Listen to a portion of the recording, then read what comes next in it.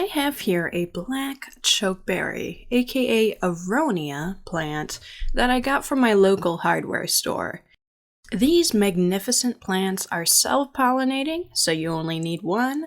They are perennial, they just keep growing for years, and they are shrubs that grow 3 to 8 feet tall and 3 to 6 feet wide. They are even native to the eastern United States. However, even though they are native to the US, they are not very well known.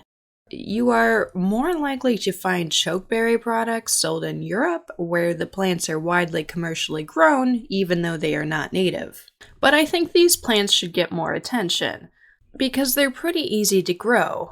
You can plant them in full sun or partial shade. They're also really cold hardy. They can be grown in zones 3 through 8. And the good news is, like I said, they're easy to grow, they're not very picky plants, they're very low maintenance, and there are no major pest issues. They tolerate a wide variety of soil types. They do prefer a more acidic soil, but they'll do alright if it's not. And they tend to like it moist.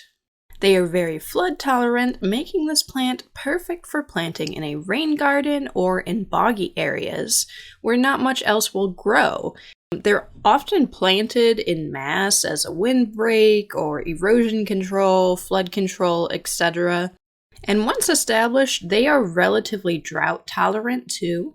You want to plant them out in the fall or spring, as you would any fruit-bearing shrub. It's basically the same directions. If you're planting multiple, space the plants 4 to 6 feet apart.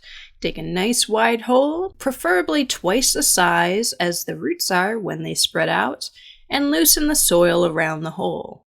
If your roots are circling, gently tease them loose. So once you have your hole, you want to water the plant in, so water goes straight to the roots, fill back in the dirt, and pat down firmly, and then of course add some mulch of your choice. And you know, my choice is usually leaf mulch unless I have something else lying around. A natural mulch works to control weeds and maintain moisture around the plant, so less watering and weeding for you. So here I put a thick layer of leaf mulch around mine, and there you have it.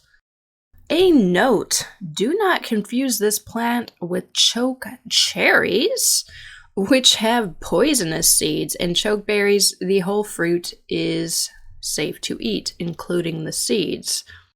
Chokeberries produce white flowers in spring that become purplish black fruit that look like tiny apples by late summer. This is because they're more closely related to apples than blueberries. The fruits grow in large clusters, and these plants can be very prolific. The dark fruits are about the size of blueberries, and unfortunately, they are very tart and bitter, especially when they first become ripe. But don't let that dissuade you. The berries hang onto the plant very long, even into the winter, and they get less bitter over time, so wait a month or so. And freezing also makes them sweeter. The raw flavor has been described as a cross between a cranberry, apple, and cherry with a bit of an herbal flavor. But if eating them raw still isn't your fancy, they are great to cook with. Cooking is supposed to enhance the flavor. You can make jams, jellies, drinks, pies, add them to stews, or roast them with meat. The fruits are extremely high in antioxidants, even more than blueberries. As a plus, the dark green leaves turn a beautiful reddish purple in the fall before falling off.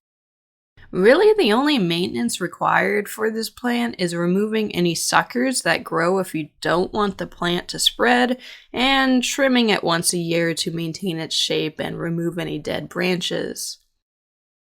These plants do attract birds that like to feed on the berries, but they're usually not the first berries the birds go for, and there are typically enough berries on an established plant to share with nature.